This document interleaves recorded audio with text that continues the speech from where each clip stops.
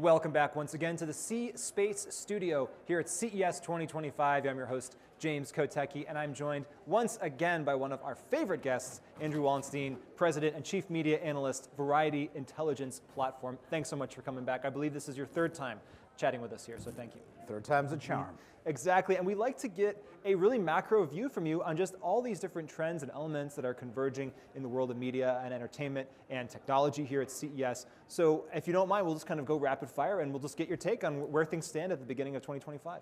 Sure. All right. AR, VR, spatial computing. What are we looking for in the inflection points that are coming, and where are we really right now with that as far as a lot of hype? Did it work out? What's going on?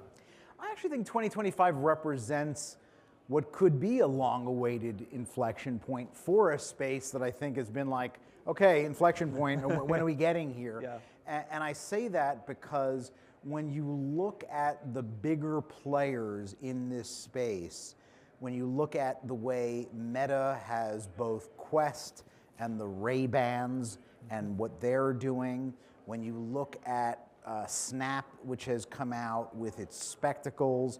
Samsung and Google at the end of 2024 said they're going to get their act together and do something. When I see big companies putting together products that I think could finally move the needle, am I saying, hey, here's, critical mass, iPhone level, product splashes? No, I'm not saying that. But when you look at coming out of 2024, the way Apple took a solid swing with a Vision Pro, which, let's be honest, was not necessarily a big market mover, but was a solid swing. I do think we could see AR, VR products that represent solid swings, which we have not seen in the AR, VR space. Let's talk a little bit more about what it means to be a solid swing now in 2025, because Variety Intelligence Platform, Variety, obviously all about the entertainment industry. But what's interesting to me about the way that VR and AR seems to be evolving is, like, maybe the more practical, pragmatic side of that technology is what's evolving right now with the most utility for folks. Are we seeing the entertainment piece of that follow? Well phrased, because I think utility is not really something that is going to come into this space for quite a while, at least from anything that I've seen. And I think entertainment, for instance, going back to Vision Pro, was something that they tried to bring front and center. And Apple, I think, really tried to finance some interesting projects there that didn't quite take fire. I think they even tried to bring utility, and I think also we saw Meta try to do that as well in terms of things that were like desktop utilities or meeting type utilities that didn't quite click. And I do think, to your point, it's those that come up with software applications that are truly, I need this to do my job, I need this to do such and such, that will be what brings these products to critical mass. But I think we're years away from that. I think products that are going to fall short of utility but could be something that are amusing to early adopters, that's the kind of thing I'm looking for in 2025. Well, speaking of early adopters, potentially, let's talk about Generation Alpha. What is Generation Alpha? What do they want? What's going to be their impact on the industry?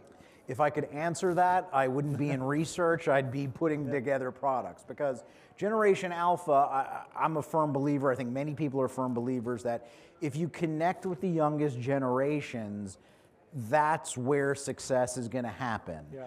And I think if you're following the trends in Generation Alpha, if you can resonate with them, the rest takes care of itself.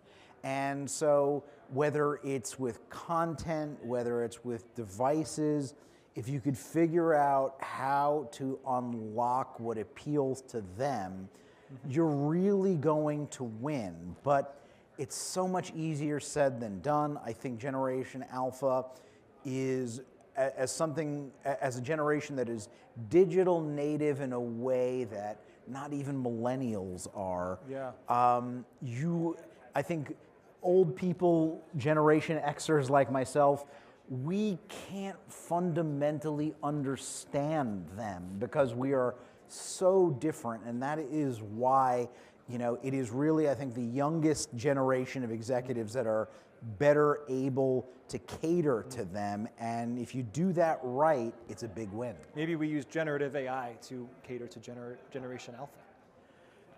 Perhaps. I mean, certainly that opens a whole other can of worms because generative AI represents a technology trend that, to say that we're in early innings is an understatement.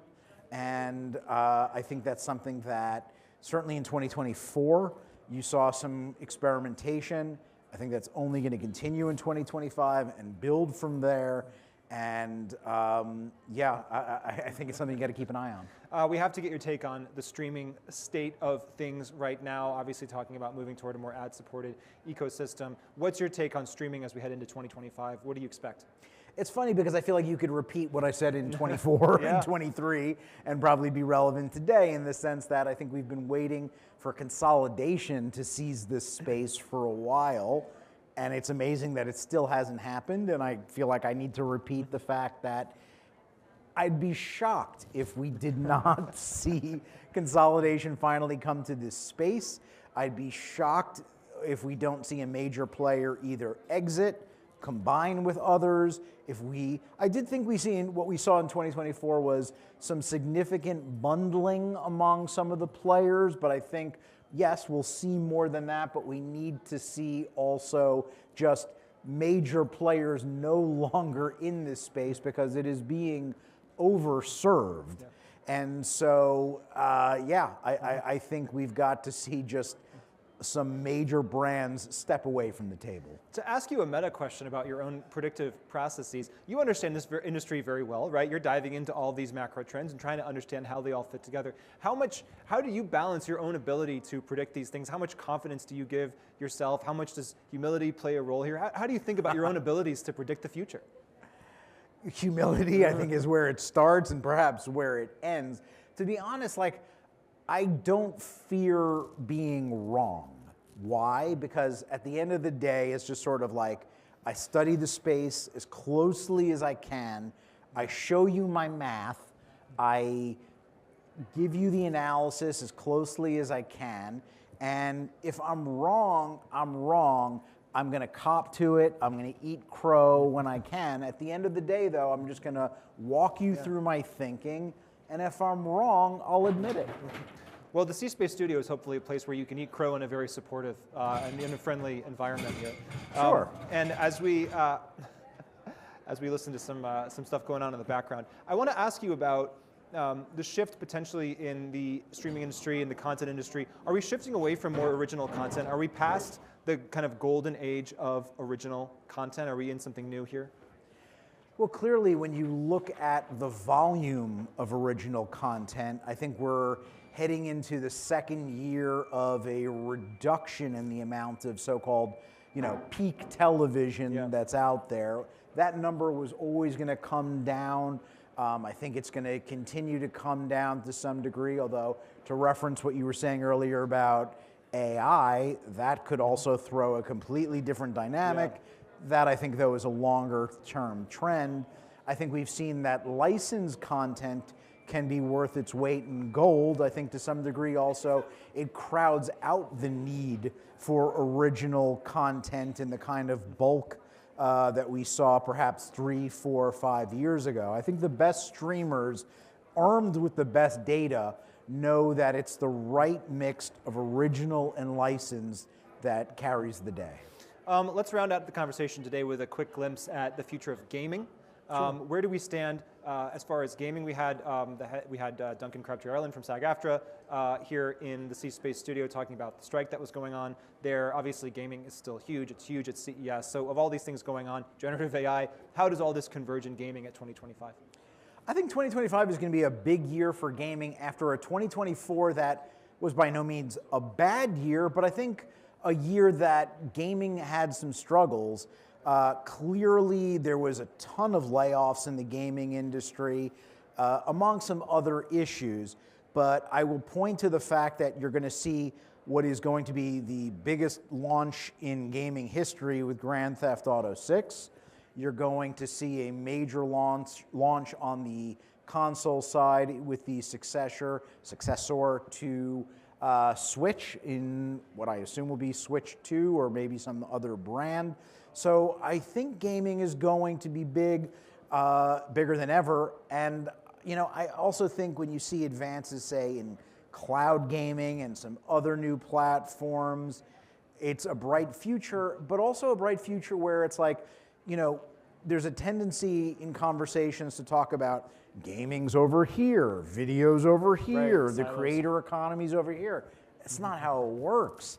They all draw from each other, and I think gaming is powerful enough where people in other worlds like video do need to pay attention because it is very much a zero-sum game. Well, thanks for standing atop the mountaintop and looking out at the future horizon once again here in the C Space Studio. Andrew Wallenstein, Variety Intelligence Platform. Thanks very much. Thanks, James. We will have you back, of course. And of course, we hope that you come back and join us for more conversations here in the C Space Studio here at CES 2025. I'm James Kotecki. Stay with us.